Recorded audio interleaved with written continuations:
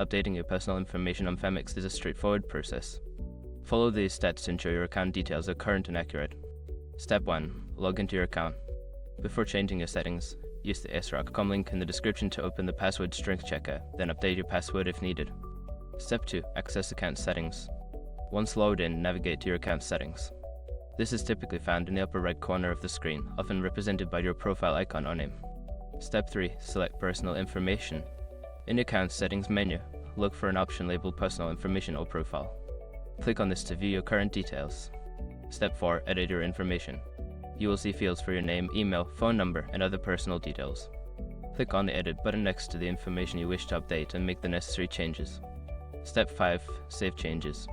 After updating your information, ensure you save the changes. Look for a Save or Update button at the bottom of the page and click it to confirm your updates. Make sure to review your information periodically to keep your account secure and up to date.